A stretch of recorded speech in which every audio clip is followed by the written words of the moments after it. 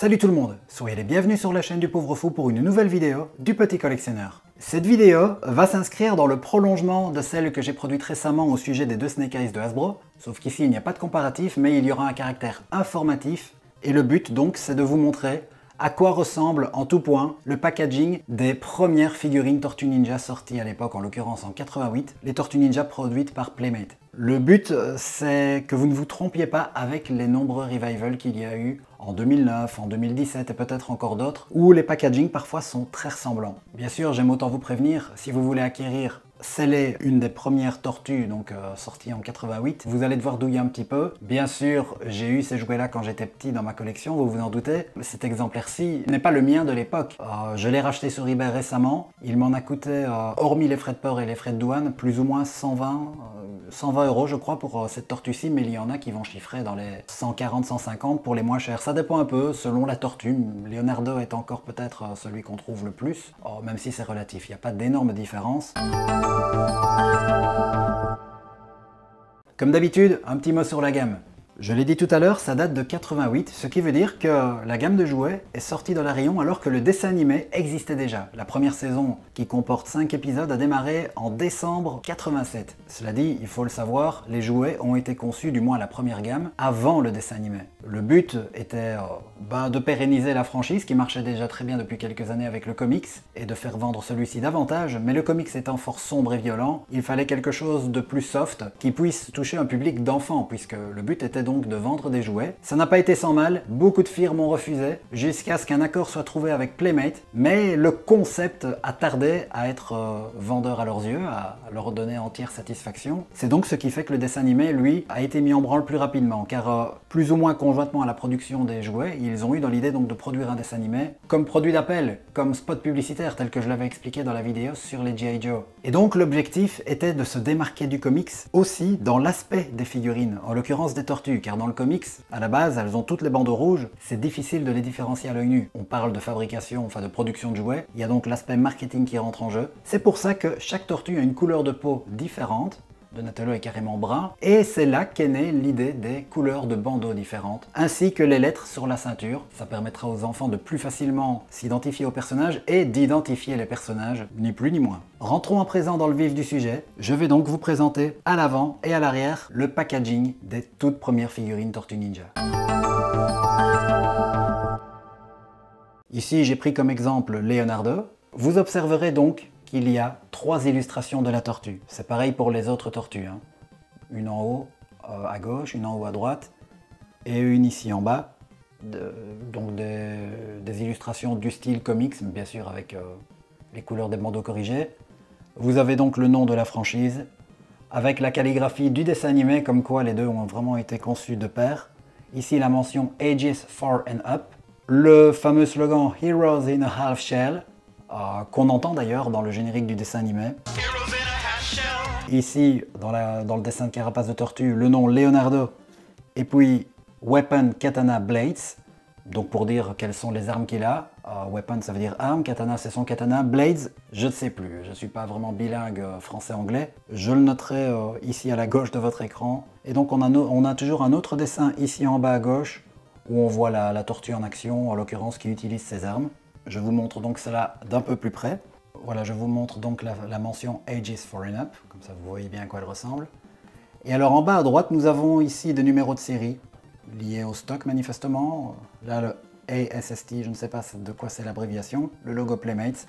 Et puis quelques petites phrases promotionnelles pour vanter les mérites du produit. La première ligne, nous avons Amazing Turtleistic Arm Movement. Si je laisse, l'image n'est pas bien composée, mais si je laisse du blanc à droite, c'est pour pouvoir mettre des petites annotations, me corriger ou compléter, car j'ai pas toutes les infos. Je ne sais pas si Turtleistic est un véritable mot anglais, mais en gros, à mon avis, ça veut dire que le mouvement des bras des tortues est incroyable. C'est pour vanter donc les articulations de la figurine. Sur la deuxième ligne, nous avons Deluxe Weapons Assortment. l'assortiment d'armes hein, que vous avez ici, voilà, avec le terme Deluxe pour dire que c'est super cool, quoi, on se fout pas de vous. Troisième ligne, Weapons Belt and Weapons. Weapons Belt, c'est la ceinture qui peut porter les armes. Non, je vous rassure, je n'ai pas déballé la figurine, il s'agit d'une Revival que j'ai achetée pour mon exposition en diorama, dans le diorama des égouts de Playmates, bien sûr. Le but ici, c'est de vous montrer en quoi consiste cette Weapons Belt, et je vous préviens au passage, si vous voulez acheter les figurines en loose, là c'est beaucoup plus compliqué au niveau des comparatifs car les reproductions ont vraiment été opérées à l'identique. Je n'arrive pas à déceler les différences avec celle de 88. Donc Weapons Belt, eh bien voilà, c'est une ceinture qui peut contenir les armes. Et voilà, ici on a l'étui pour, en l'occurrence, le katana de Leonardo. Voilà, qui s'enlève et se remet très facilement. Et alors donc pour reprendre ici la présentation, il est mis en rack included. Désolé, je ne sais pas ce que veut dire rack en anglais, mais voilà, sur la partie de droite, je vais l'indiquer bien sûr. Passons à présent au verso de la boîte.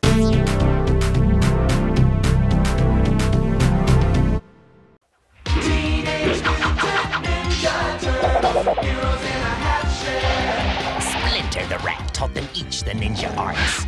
Donatello, master of the staff. War! Leonardo, the katana blade. My God! Raphael, the sword. Don't throw this at home, kids! And Michelangelo, the nunchakus. Radical! And master of the willing pizza. Hey, who had the pepperoni and ice cream? Teenage Mutant Ninja Turtles. From Playmates.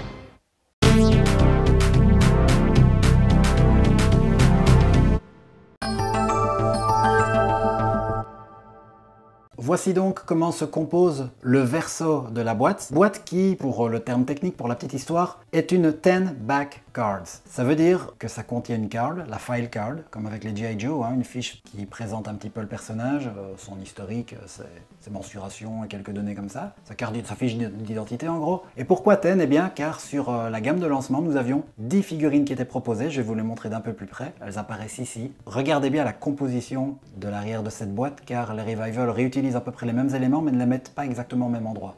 D'abord, nous avons une petite bande dessinée qui se lit forcément de gauche à droite. Je ne vais pas tout vous lire, car ça, je sais que sur les boîtes Revival, ils reprennent exactement le même texte. C'est bien sûr en anglais, c'est une boîte américaine, hein. Mais les boîtes européennes étaient assez semblables. Ça raconte un petit peu la jeunesse des tortues, hein, qui sont tombées dans les égouts. Elles ont été recueillies par Hamato Yoshi, puis elles ont été mélangées au mutagène, versé par Shredder, et ça, Splinter lui-même, enfin Hamato Yoshi s'est transformé en enragé en Splinter, les tortues sont devenues des tortues mutantes, Splinter les a éduquées et en a fait donc les tortues ninja, voilà. Forcément, l'histoire que vous connaissez tous. Là il est mis Get the good, the bad and the accessories, donc les gentils, les méchants et les accessoires, et je vous montre les détails pour les phrases. Ici il y a donc un petit logo des tortues, One good turtle deserves another, donc une bonne tortue en appelle une autre, et ici The only good turtle is soup. Une bonne tortue, c'est une tortue faite en soupe, quoi. Donc on peut, sous-entendu qu'on peut manger. Là nous avons les mentions légales. Le Pizza Point, ça doit marcher un peu comme avec les G.I. Joe, hein, j'imagine, ou avec le système de mail-in. Rappelez-vous, je mettrai le lien dans la description de cette vidéo. Pour rappel, les mail-in, c'était vous collectionnez autant de points présents sur les back cards des personnages, vous les renvoyez à la firme et ils vous envoient une figurine en bonus. Mais je ne suis pas sûr que ça marche comme ça pour les tortues, j'ai pas réussi à trouver l'explication. Donc tout ça, ce sont des mentions légales, je vais vous les montrer un petit peu en détail. De nouveau le logo Playmates, avec encore une fois les numéros de série et le Ages 4 and Up, donc ce sont des infos que vous avez à l'avant qui sont répertoriées ici à l'arrière. Voilà, comme ça vous pouvez apprécier d'un petit peu plus près le comics. Je vous laisse quelques instants pour le lire. Bon, vous ferez des pauses sur l'image aussi, hein. Voici donc les 6 personnages gentils qui ont été produits dans cette première gamme. Bien sûr les 4 tortues, Splinter et April, et donc la phrase One good turtle deserves another. Le logo des tortues et le logo des méchants, les Foot, The only good turtle is soup, avec Shredder, Bebop, Rocksteady, et le Foot Soldier. Bebop et Rocksteady qui pour rappel ont été créés à l'occasion de cette gamme de jouets et parallèlement au dessin animé car ils n'appartiennent pas aux comics. À présent, voici la file card qui peut être découpée, hein. Donc si évidemment vous décidez d'acheter la tortue puis de la déballer pour la mettre en exposition, alors oui, autant découper la file card. Et qu'est-ce que ça raconte? Portrait of Leonardo, voilà, c'est l'intitulé. The Battle Commander for the Turtles, donc le leader des tortues. Ensuite, on indique les armes qu'il a. On dit qu'il est né à McMahon Pets Emporium, une boutique animalière évidemment, puisque dans l'histoire c'est un gamin qui se baladait en rue avec son bocal contenant 4 petites tortues qu'il a achetées dans le magasin en question. Puis il s'est cassé la figure il a fatalement renversé sur la rue le bocal qui a déversé les tortues qui sont tombées dans les égouts, ce qu'on voit ici. Et d'ailleurs, ce que je vous explique, c'est expliqué là. Alors je continue. Chesapeake Bay, ça doit être un quartier de New York, j'imagine, ou dans les environs. Sa taille, il fait 5 inches 1. Je vous mettrai la correspondance ici, car comme vous le savez, ils n'ont pas le même système métrique que nous les Américains. Age, 16 ans. Ça, je ne sais pas pourquoi, mais si vous collectionnez les 4 tortues, vous verrez qu'elles n'ont pas toutes tout à fait le même âge. De mémoire, Michelangelo, c'est 15 ans. Alors son poids, 155 livres. Carapace, bulletproof and shock resistant.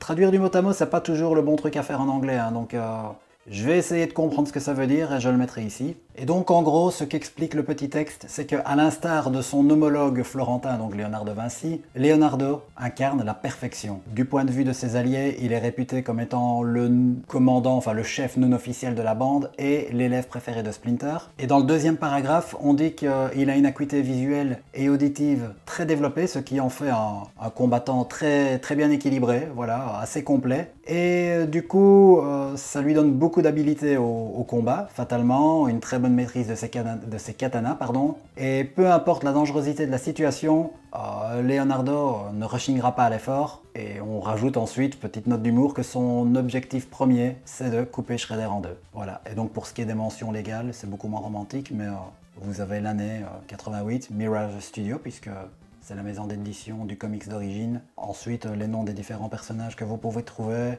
On précise que c'est fait sur base d'un comics créé par Kevin Eastman et Peter Laird, bien entendu. Le Pizza Point que je vous ai montré tout à l'heure. Et alors, on dit que ça a été fabriqué à Hong Kong, car Playmates, je ne l'ai pas dit, c'est une firme originaire de Hong Kong, qui n'est pas américaine à la base en plus. J'ai fait le tour. Si vous avez des questions, n'hésitez pas. Est-ce que vous aviez ces figurines quand vous étiez petit? Est-ce que vous les avez toujours? Est-ce que vous faites des recherches comme moi sur eBay? Bref, ce sera un plaisir de discuter avec vous. Je vous remercie d'avoir regardé cette vidéo. Et comme toujours, pendant les grandes vacances, j'improvise un petit peu le contenu. Je ne sais pas exactement quand je vais publier, même si c'est souvent le mercredi que ça sort. Je ne sais pas quelle sera la prochaine vidéo, normalement une review. Mais je ne promets rien. Je vous dis quoi qu'il arrive, à bientôt. Ciao les amis.